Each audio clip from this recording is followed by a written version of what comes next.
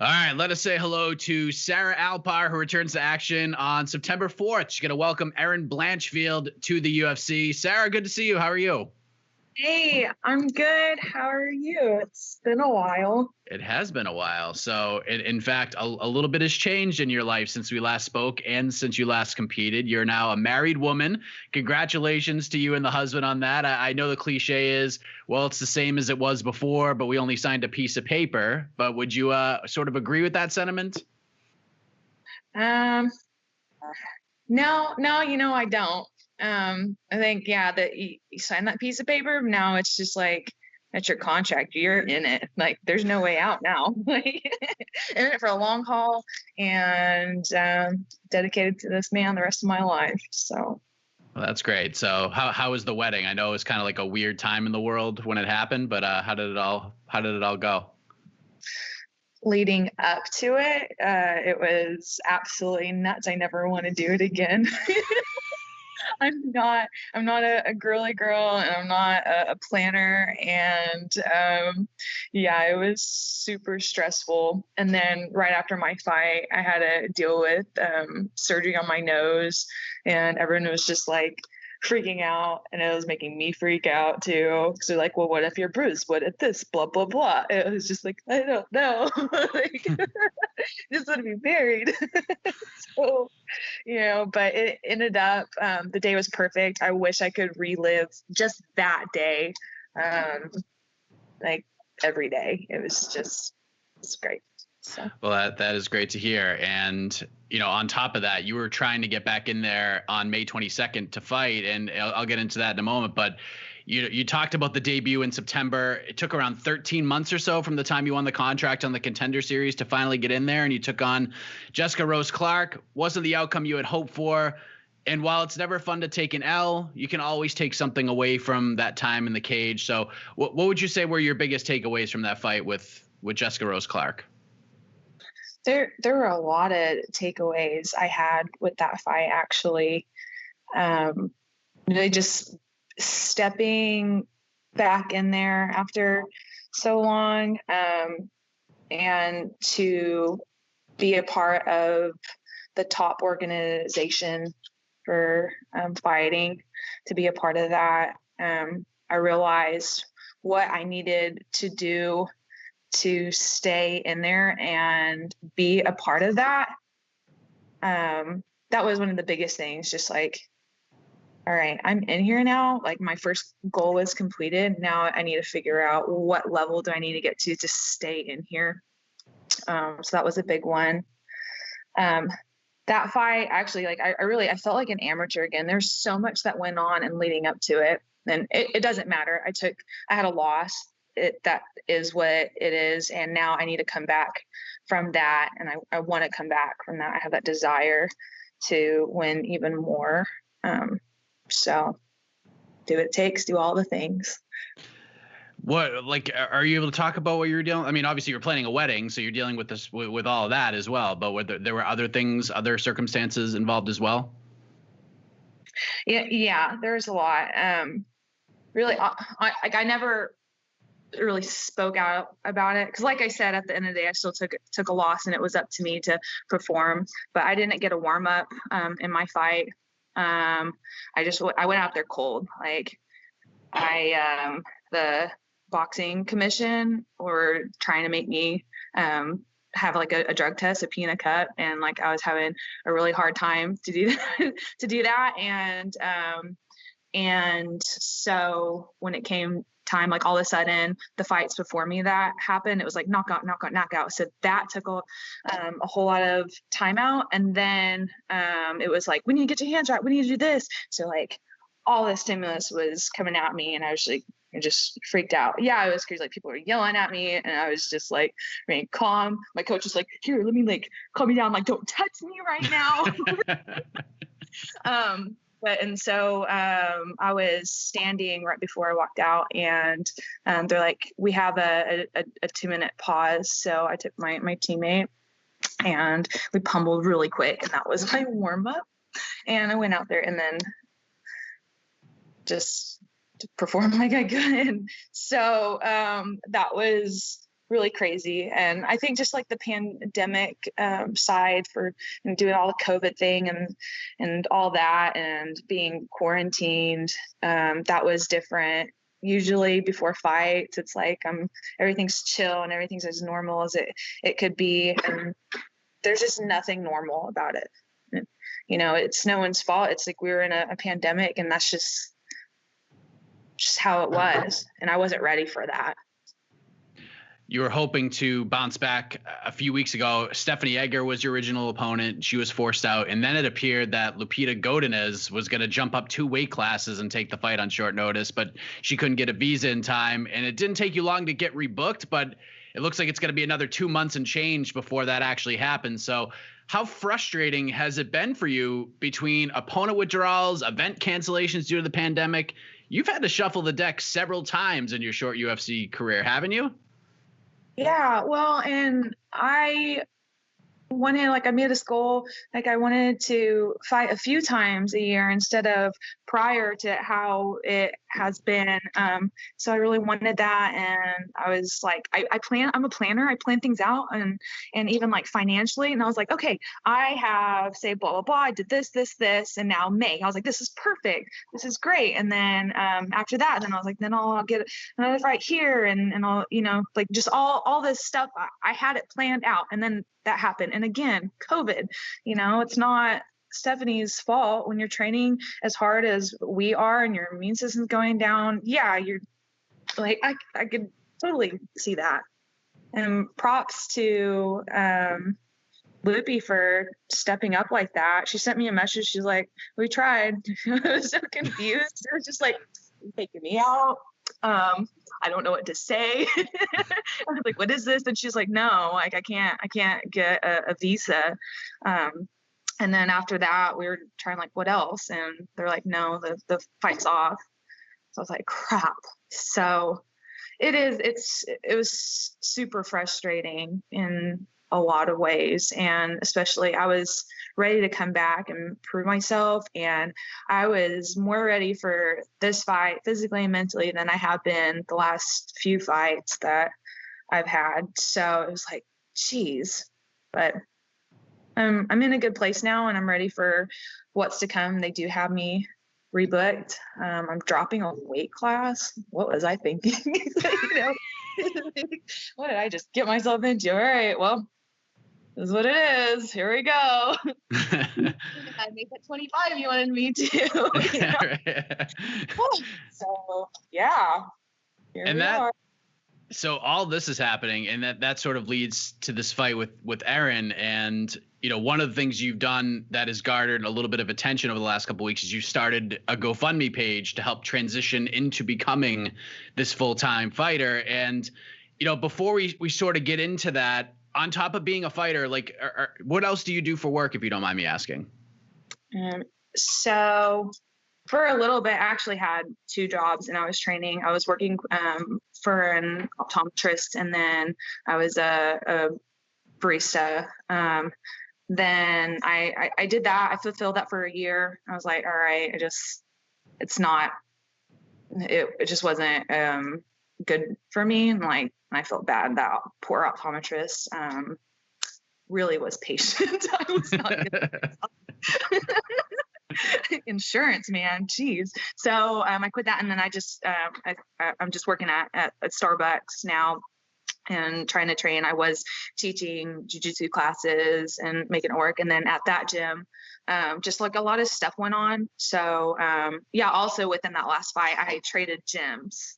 So me and my teammate Christina Williams, we moved to a different gym to work over at Panda kickboxing and grappling with Justin Stone. So we're doing that.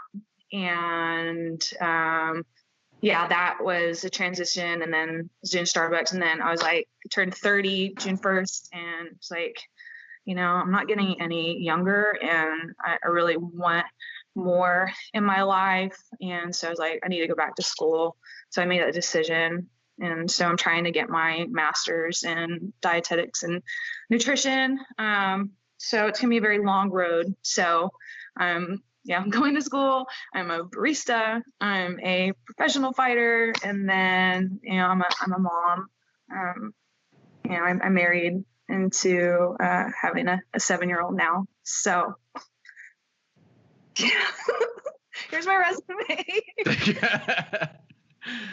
I mean, it's pretty much every fighter's dream to get to the UFC. And a lot of people from the outside looking in, they feel like when you actually get there and accomplish that dream, it's like getting to the NBA or getting to the NFL. Like you're in the biggest league in the sport and they're a multi-billion-dollar company and the money just starts pouring in from the sky. Every time you walk out the front door, $100 bills are just flying at you because you're in the UFC. But that's not the case in the sport. Like when you fight, you make money. And when you don't make the money. So I guess, like, how would you sort of describe life since getting that Contender Series contract from that end? It really opened up reality to getting into and being a professional fighter. Like, man, why can't I be, 6'7" and be, get some, or like, be like, wow, this is what I chose, like what I thought it would be, that I'd be like, oh, everything's taken care of and I can just train full time and then my life is complete. I did, and it's not that way.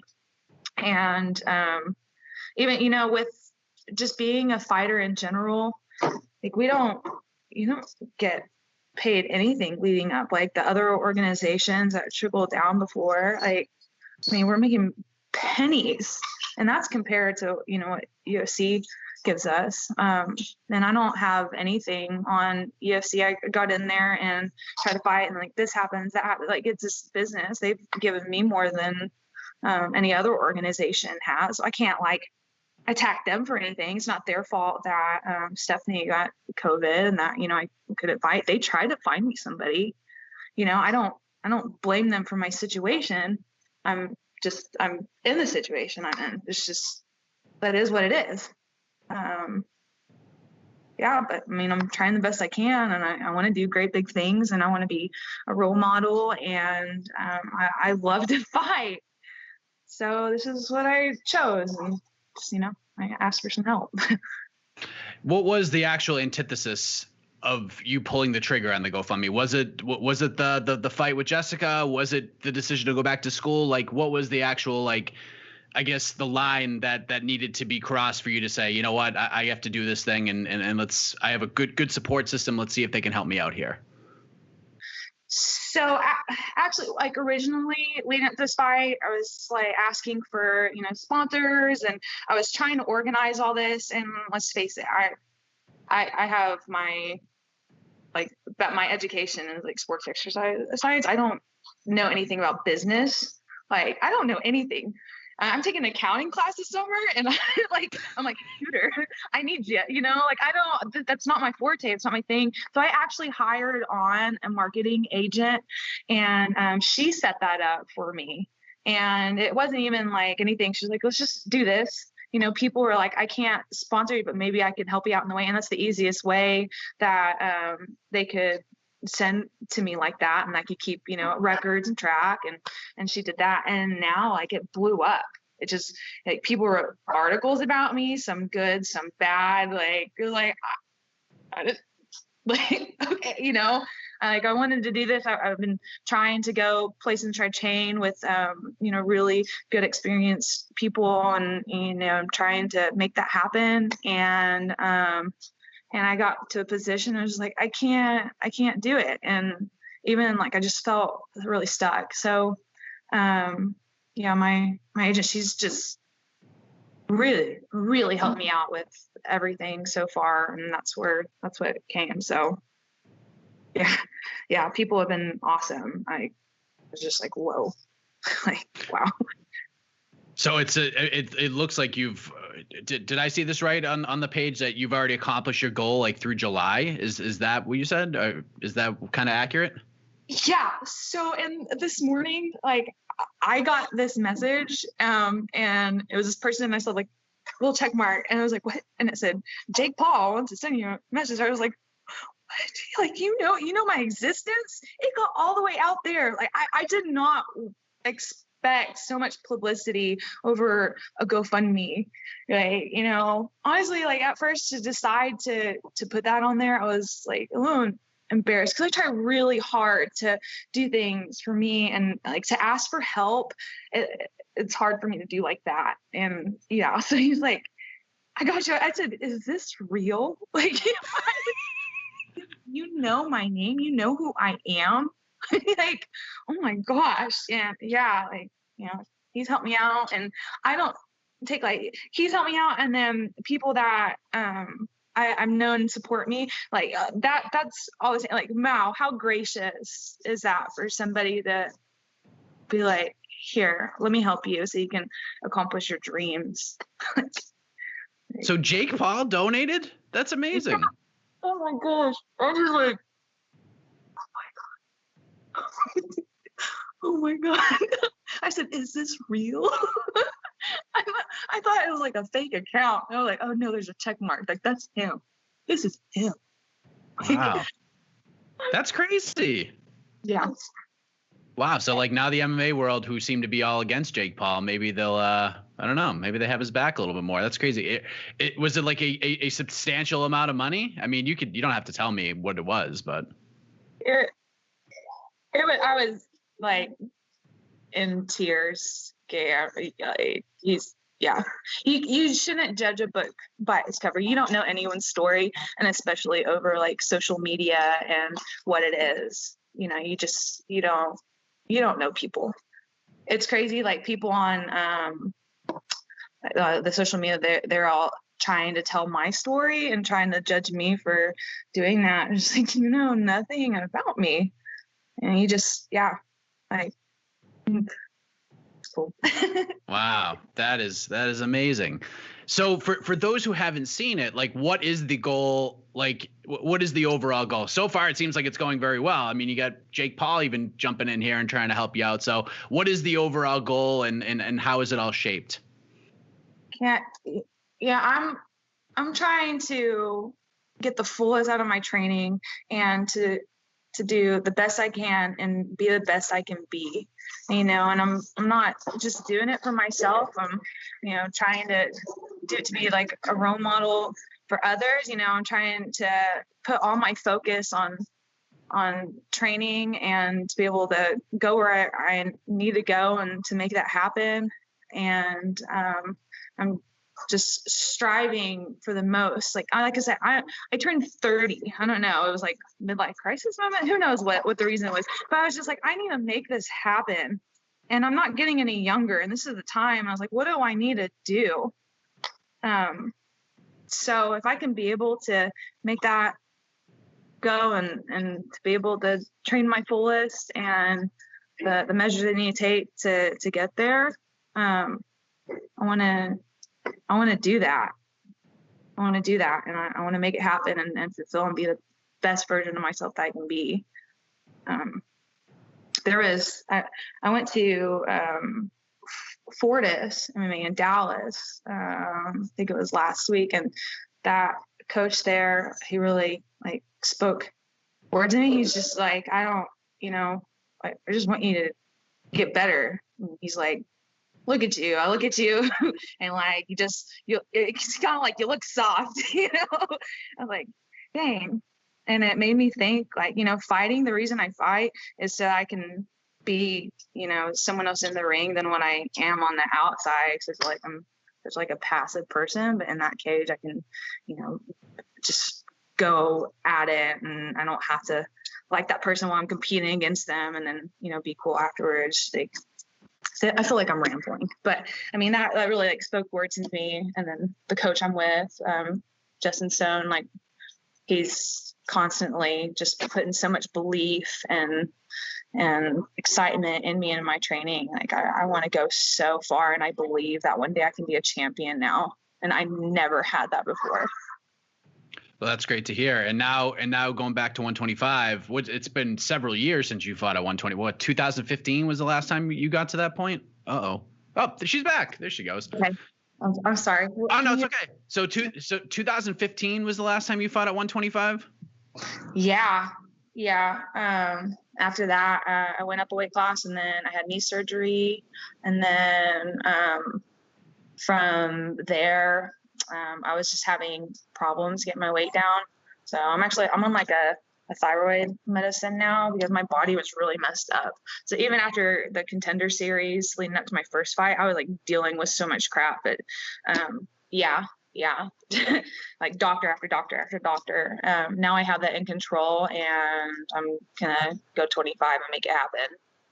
And so far the move down, because we're a couple months away. So far so good in getting back down there. I in addition to after my fight was canceled too, my nutrition was like, hey, I kind of like I can't really help you.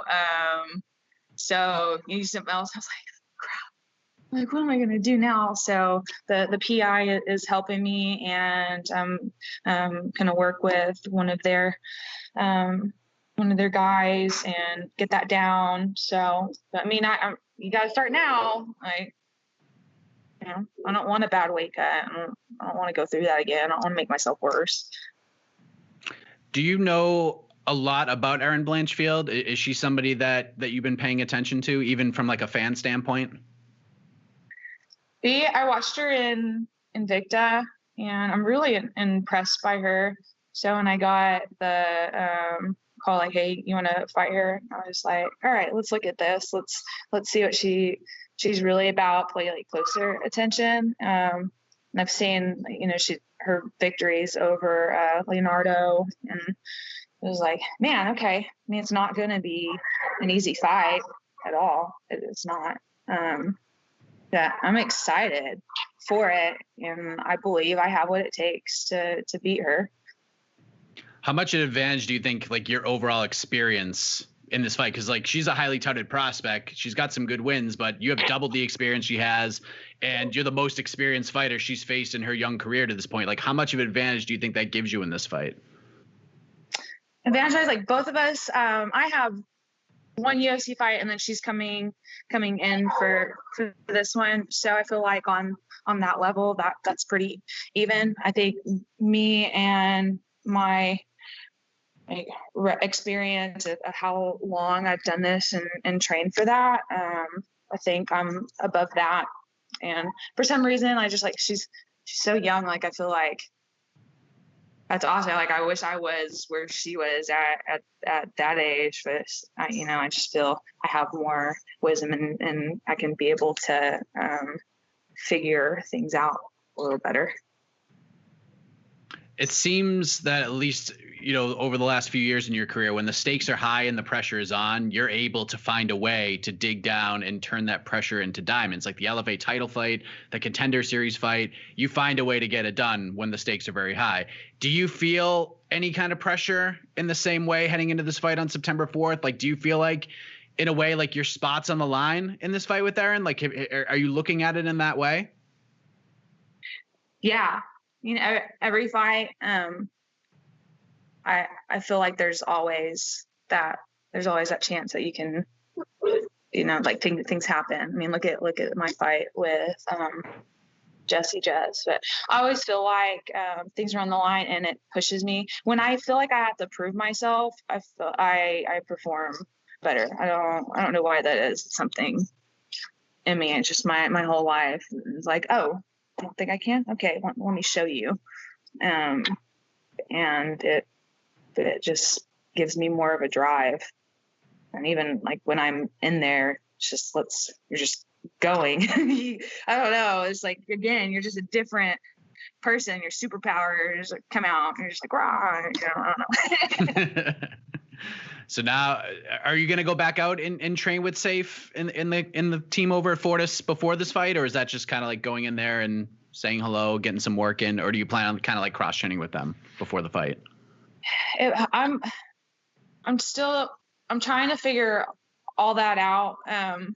Like I tried going to Jackson's in that 8-hour drive, and between like there and this, like, well, you have to be back because, like, I'm working still, and I'm not going to disrespect the company and be like, that's not how it works. That's not how my parents raised me. Like, you have like those responsibilities. So I've been just trying to figure it all out on what the best solution is and who's best to train with, and that's going to make me better, and to get people to be able to spar with and help me get better. So I'm really trying to still figure that all out. But with everything coming in and all the help and support I'm getting, now I can actually, like, okay, well, maybe I can put this here and, just to make it work. So figuring all that out. And, I have a lot of respect for Safer. Right? Like, I really like him as a coach. I was just like, whoa, like a lot, as I understand, like a lot of people don't care for him, but there's something about him that I was just like, oh my gosh. And I also need to think, I have a coach here and he's, done so much for me so far. So I need a balance between still getting work with him and then seeing about another gym that I can find as a co-home to be able to make it work. So I don't know if that answers your question. Yeah. Like, I feel like I'm rambling. Like, no, I'm listening. This is all good stuff. Like, I'm trying to figure out the right answer, the perfect formula for the perfect camp, so I can have the perfect performance. You get a lot of irons in the fire, Sarah. I mean, you're trying to make it work, and we can all respect that. And I appreciate the time as always, Sarah. I mean, this is what you're doing right now. I have a ton of respect for you for doing this, and I am looking forward to seeing you back in there in a couple months. All the best to you with this camp, the fundraising efforts, and in the fight itself on September 4th against Aaron Blanchfield. Sarah, thank you so much for your openness and your candor. I really appreciate it. Thank you. Thank you for having me and believing me and all the good stuff in between.